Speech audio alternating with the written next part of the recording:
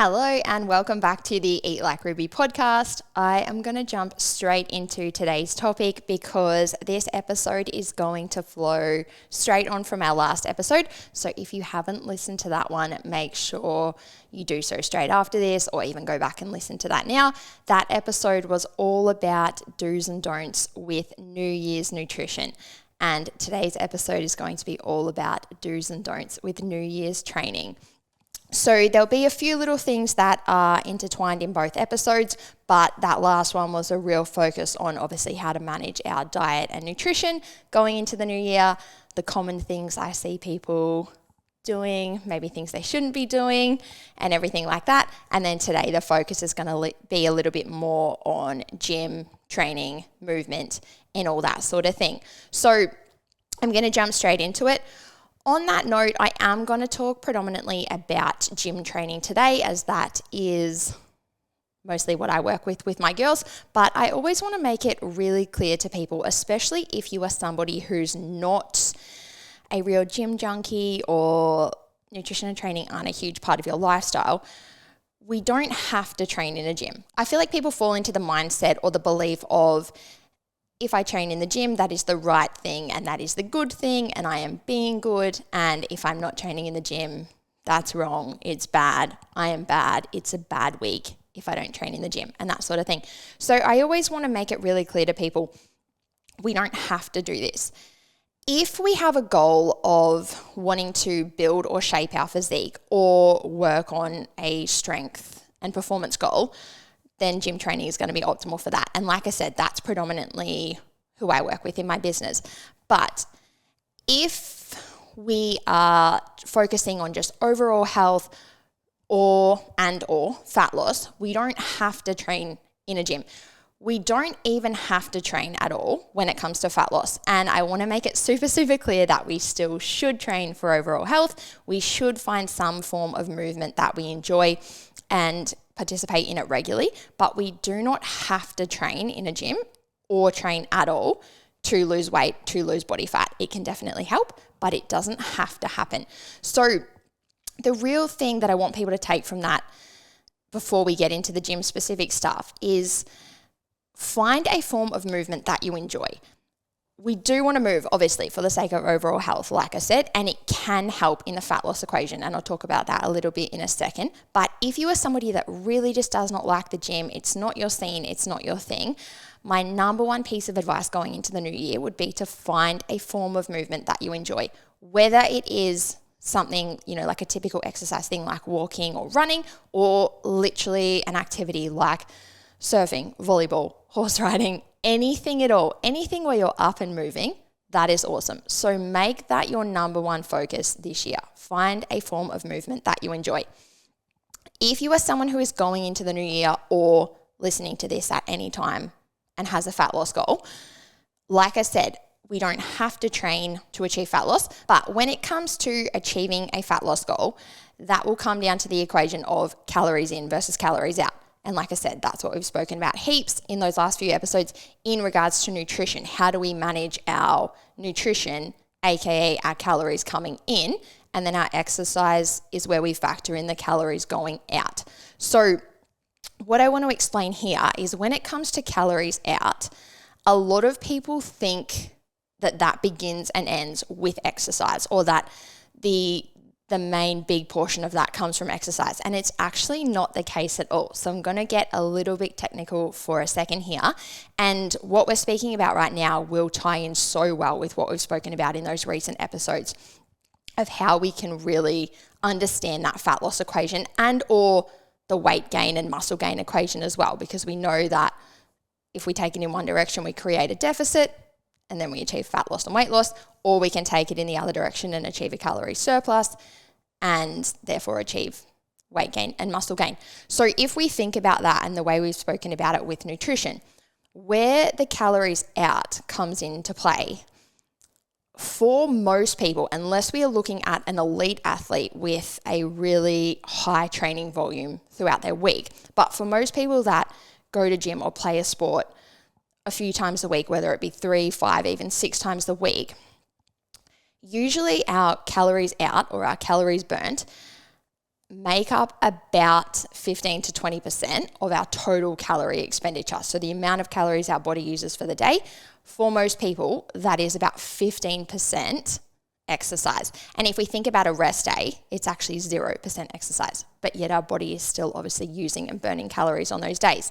So when we look at that equation and where majority of our calories burnt or our energy expenditure, which is another way that we say it, comes from, is a huge piece of that comes from what we call our BMR, which is our basal metabolic rate. And we're not going to get too technical today, but that is basically our metabolism.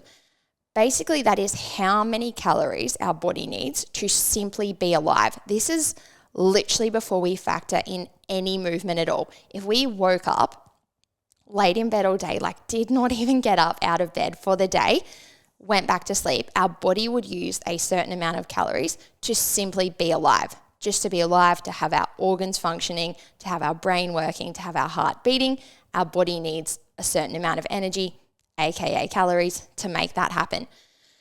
This number will be different for everybody, and it'll come down to a few factors like gender, age, height, weight, therefore our overall body size. But it will be anywhere from 1,000 calories to maybe up towards 1,1700 for like a bigger person, maybe a bigger male. So like I said, it will range depending on all of those things. If we think about a teeny tiny petite female compared to like a massive male football player, obviously their bodies are going to require a different amount of energy to simply be alive. Like we're fueling a massive machine versus quite a small machine. So when we look at the calories burnt or the energy expenditure, a huge part of it is simply coming from being alive. Then if we take it to that next step and we actually get up out of bed or off the couch for the day, which most of us hopefully are, we burn so many calories, aka use so much energy to simply move and get through our day. So things like cleaning the house, walking around at work, walking around anywhere, going to the shops, any single thing we're doing, literally me sitting here, if you're watching this, not listening, me sitting here moving my hands around, obviously requires some amount of energy. And that in itself wouldn't be a lot, but if we think about our entire day and how much we move for the entire day, that's going to add up a lot. And this is where our steps come into it. So obviously everybody is super focused on their steps and how many steps we get. If somebody was to get 3,000 or 4,000 steps for the day, as opposed to somebody getting 10,000 or 12,000 for the day, we're going to have a bigger energy output for that person getting that higher step count for the day. And this is where they factor into it. So this is a massive piece of our energy expended, aka calories burnt throughout the day. Again, this will be different for everybody, whether you move a lot or you don't move at all. Obviously, if we think about somebody that sits in an office as opposed to somebody that works on a job site, has a physical job, whatever it might be, they're going to have a different output. But if we step back and look at our overall day and how much we move around outside of the gym, that's a huge part of our day. If we keep looking at the fat loss equation, like I said, I'm not going to get too technical, but there is a little portion of our calories burnt that comes from eating, which sounds super confusing, but it's basically the energy that our body uses or requires to consume food, digest food, absorb the nutrients, and go through that whole process. This is quite a small part of our day. It's usually around 8% of the energy that our body uses for the whole day. Around 8% of that will come from consuming, digesting, absorbing food. So then our calories burnt in the gym, aka our exercise, whatever we want to refer to that to, make up the last part of our energy expenditure for the day. So if we think about all of those things, simply being alive, functioning, we do that every single day. Eating takes up a little bit, we do that every single day. Getting up and moving around and just living our everyday life takes up a lot. And then we have that final aspect of our energy expenditure, which is exercise. So it's such a small piece of the puzzle when we think about all of that. If you think about all those other things I mentioned, we do them throughout the whole day. Whereas exercise, we normally do that for about an hour, give or take. So if you're somebody that thinks all of my calories burnt, all of my energy expenditure is happening during training, that is simply not the case. So that's the first thing we want to be really open-minded to, and just acknowledge that whether we train that day or not, or how hard we train, how intense we train, is not going to be make or break in that fat loss equation of calories in versus calories out. So if we think about that and then refer back to what I said at the start about finding that thing that you really enjoy, most people, like I said, get into that mindset of like, I have to do this style of training, I have to do cardio, I have to do high intensity, whatever that belief might be. It usually comes down to that assumption that this is where my fat loss is either going to happen or not happen for the day. And if we think about all those things, it's simply not the case. So piecing all of that together, I would absolutely just advise to really find that style of movement or that thing that you enjoy, work it into your day, and it will play a part in that energy expenditure for sure. But it's not going to be something that you're going to have to drag yourself through because you feel like you have to. If you are somebody who loves the gym or likes the gym at least, and it is a fairly big part of your lifestyle, it's quite a priority to you, it's not something that you feel like you've got to drag yourself through, you enjoy it, you feel motivated to do it, it's definitely something that you want to be part of your 2023 nutrition and training plan. That is awesome. Obviously, like I said at the start, that is predominantly the type of girls I work with. They're into that scene. They really like it. They want to make it part of their week. They want to make it part of their year. If you are in that position and you haven't listened to the last episode, I would definitely go back and listen to that because we spoke about how to really structure your nutrition to suit that sort of a lifestyle. So definitely go and have a listen to that one. But now we're going to talk today about how to really set your training up for that. Obviously, I am a huge fan of resistance training and strength and conditioning. Like I said, I work with heaps of girls who are super focused on either performance goals and or shaping and building their physique, and this sort of training is key for that. I think resistance training and strength and conditioning works wonders for these goals, but it also works wonders for physical health and mental health as well. I think it is such a game changer. Any gym girl that is listening to this will know how awesome they feel when they've really found their groove with like a solid resistance training program, and you're just in that mindset where you go into the gym and you just want to kill it and you love it, and it just becomes such an empowering part of your, not only your nutrition and training, but of your day and of your life. I could not speak more highly of that. I am such an advocate for that. So the first thing I want these sort of girls, if you're somebody who can relate to all of this and you're thinking, yep, this is my jam, I really want to hear what Ruby has to say on this. The first thing I want people in that position to understand is that there are no rules on how often we have to train. I think people get really adamant on like, I have to do 5 days a week, or I have to do a certain amount of sessions. The number one thing we want here is consistency and a progressive, structured program in place. And I'm going to talk about that a little bit more in a second. But coming back to that consistency piece, if we think we have to train a certain amount of times per week, whether that be 5, 6, whatever it is, and we can't do that, like other things happen in life, shit comes up, whatever, we just can't keep that in place long term, we lose the progression and structure from our training.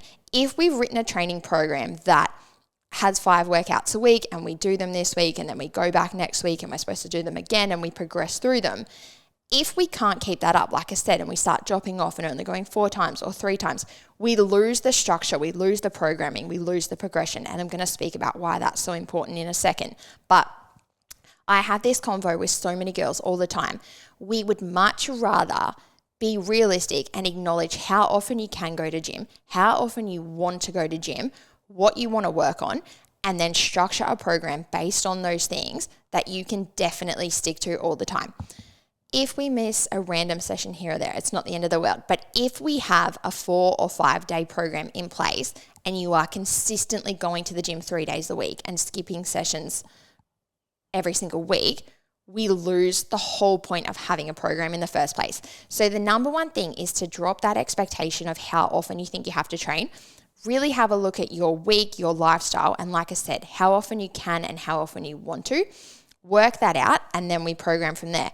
I have girls that will train on a progressive program 5 days a week. I have girls that literally will do 1 full body session a week, and they might do other things in their week. They might do running, they might do a sport, they might do activities, but we know that they're going to go to gym and lift weights 1 day a week.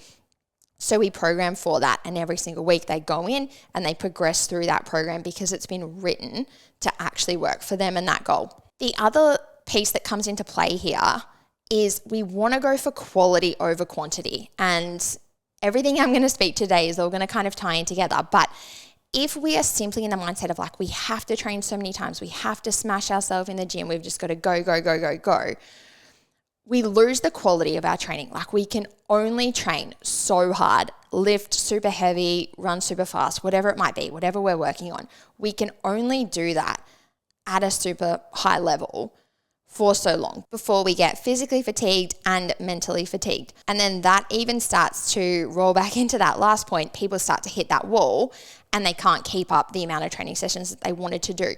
So tying that all in together, we want to aim for that quality training over quantity training. The whole point of training, if we have a body composition goal, like we're trying to build a certain muscle, build certain shape through our body, or work on a performance goal, whether that be running a certain time, lifting a certain weight, perfecting a certain movement, we need a structured progressive training program in place with what we call progressive overload. And again, we won't get too technical, but in simple terms, what this means is, if let's say we're trying to run 5Ks in 20 minutes, and right now we can run 5Ks in 30 minutes, our program will be designed to progress towards that 20-minute mark. So we might aim to run it in 28 minutes, and then we might aim to run it in 26. And we can see over time that progression happens. And if we think back to that point that I just said about we're skipping sessions and we're skipping weeks, we have a week where we're supposed to run it in 28 minutes, and then we skip a few, and then we're suddenly supposed to run it in 22 minutes, but we've skipped 3 weeks, and that progression is gone. The same thing happens when we lift weights. Let's say, for example, we're trying to get a certain deadlift, like lift a certain weight on a deadlift.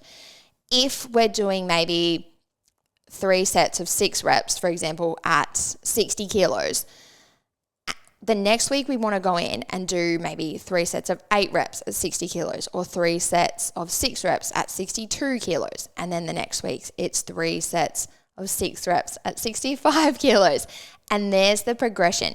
Over time, we're increasing weight, we're increasing reps, we're increasing sets as we progress through that program. Again, if we start randomly skipping shit, we go one day, we go 1 week, we don't go the next week, we lose that progression. So if we have that progression in place, each session, each week, each month, we're slowly progressing through our training with more reps, more sets, more weight, whatever it might be, all of those things over time. The whole point is that we're pushing that little bit harder each session and each week and each month, like I said. And again, we'll bring it back to simple terms, but the whole point of that is that we push the body to a point where it basically thinks, shit, that was hard. I need to be better if she makes me do that again. So bringing it back to that deadlift example, if we'd been lifting 60 kilos and then we go to 62.5, obviously that's going to be a little bit harder for our body. It's nothing crazy. We haven't doubled the weight or anything, but it is a little bit harder. And like I said, your body feels that adjustment, and then it in turn adjusts because it thinks, again, if I have to go and do that, I need to be bigger, better, stronger, whatever is required to meet that new level that she's asking me to be at. And if we keep going through that cycle, that is literally how we progress through training. That is the point of training. That is the point of a structured program. That is the point of progressive overload. All of those things that I mentioned at the start that we really need. If we lose our consistency, we don't have those things. So coming back to pushing the body to that point, the whole reason that we train and that we work through that progressive program is to do this. We then leave the gym or leave our training, whatever it is we're doing, and enter our recovery mode. And what a lot of people don't understand is that this is where the adaptation actually happens. And when we say adaptation, we mean that progress in strength, muscle gain, speed, whatever it might be, whatever we're working on. If we have pushed the body in a training session to a new point that it hasn't been at before, it's going to have that level of fatigue. It's going to be pushed that bit harder. It's going to need to recover. When it does, that's when it goes through that process of thinking, shit, if I have to do that again, I've got to be better. So then we go through that recovery. We go back to gym or running, whatever it might be. And the body has adapted that little bit, and then we push it that little bit harder. And this is a super slow process. This will not happen. It's not like every single week we'll add weight and we'll look bigger and leaner and be stronger. And then the next week it'll happen again and it'll happen again. When we step back, this really happens over time. If we look at the weight we might lift in January and then we go through this process for months and all of a sudden we look at the weight we're lifting in May or June, we can see that progress when we step back and look at it over time. So coming back to what we spoke about before about wanting quality over quantity, we're wanting to push ourselves in our training sessions to reach this point, to have our body hit that point.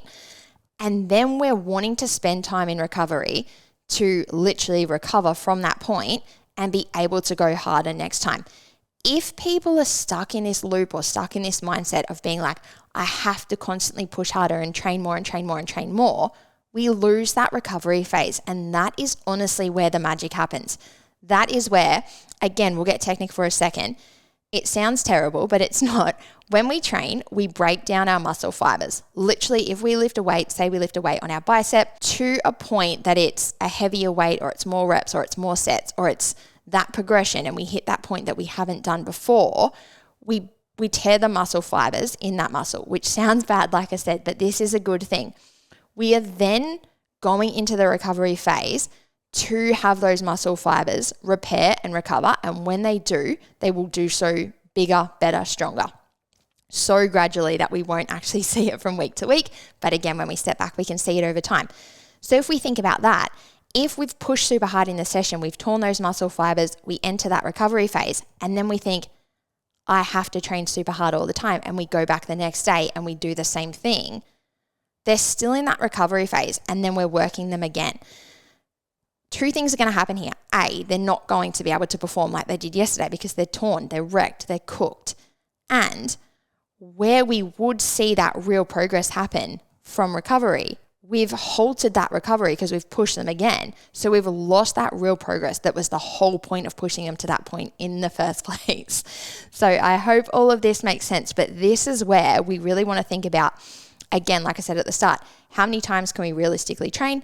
Putting a program in place that works for that, going into those sessions, focusing on real quality training, pushing to that point of reaching those new highs, tearing those muscle fibers, and then promoting that adaptation, promoting the body hitting that point where it's like, okay, cool, I'm going into recovery. I need to work on this. If I'm doing this again next week, I'm going to go that bit harder. And this is how it all pieces together. Going into the new year, my New Year's do's and don'ts with training, the number one thing I want people to think of is, what do they genuinely enjoy? Like, what do they actually want their movement to look like in 2023? If that is an activity, if it's something outside the gym, if it's simply just going out and doing that thing to get you moving, that is awesome. If it is more gym or sport specific, whether it is actual gym training and focusing on certain lifts and movements in the gym, or like I said, a running goal, a sporting goal, this is where we really want to look at the actual goal and what we're trying to work towards, and then make sure we have a structured training program in place that works towards that. I think too many people, coming back to our original point of people just thinking that they have to train and they have to train as high intensity as they can, don't really train with purpose or with a specific goal in mind. It's more just like training for the sake of training for the sake of burning calories, burning fat. And if we think about what we spoke about earlier, that actually doesn't really play too much of a part in that. It's not having the impact that people want it to have. And this is where a lot of people can find themselves spinning their wheels, because you are going into the gym, whether it be going in on your own or going to like a group fitness class that's super high intensity, and you feel like you are genuinely busting your ass, like it's a really high intensity thing, but you don't actually have a lot of wicked body composition change and progress to show for it. And if we think about everything we've spoken about, it all just kind of goes in that loop. It's because we're smashing ourselves and we're not recovering, and there's no progression in place and there's no structure in place. So this is where we really want to think, what is the goal, and do I have structure in place to work towards that? If we have a fat loss goal going into 2023, we want to remember how small of a role training will play in that overall fat loss equation. So we can definitely factor it in, but we don't want it to be the key factor when we're figuring out how we're going to achieve that fat loss goal. Nutrition will be the number one thing that we want to have in place to work towards that. If we think about how small a part that exercise or calories burned played in that fat loss equation, we know that we can control nutrition so much easily and so much more to make that equation work in our favor. If busting our ass in the gym is only going to contribute to like 10 to 15% of our day, we could manipulate nutrition very quickly, very easily to play a way bigger part than 10 to 15%. If we think about the rest of the calories burnt or energy expenditure in that fat loss equation, like we mentioned, our movement outside of the gym actually plays a way bigger part in that than a lot of people think. And that's where steps will come into play. Like we said, when people monitor their steps.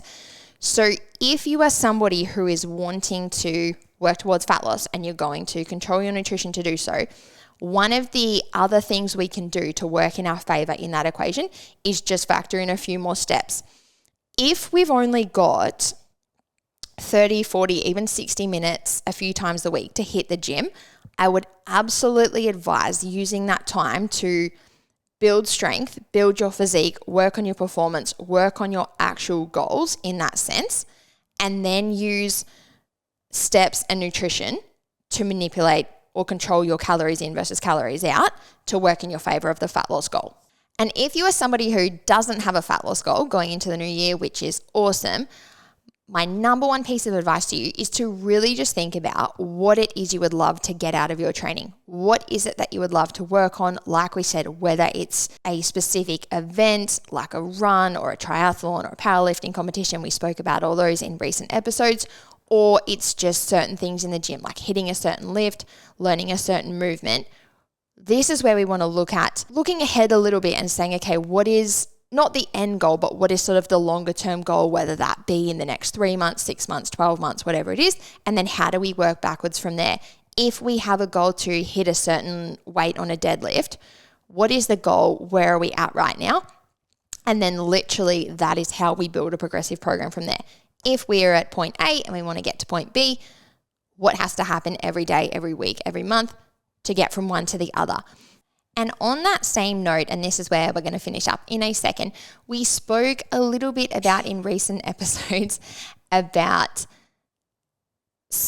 instead of looking at, what do we dramatically want to do in January or February, or what's like the super urgent thing we want to achieve in the new year, taking that step back and looking at our year, at our goals, and finding that genuine enjoyment with nutrition and training to work for you. So I would absolutely advise having a listen to those recent episodes, taking it all in and working out where you fall amongst all of these things. Like we said, some people love gym, love this sort of lifestyle, some people don't, and that is totally fine.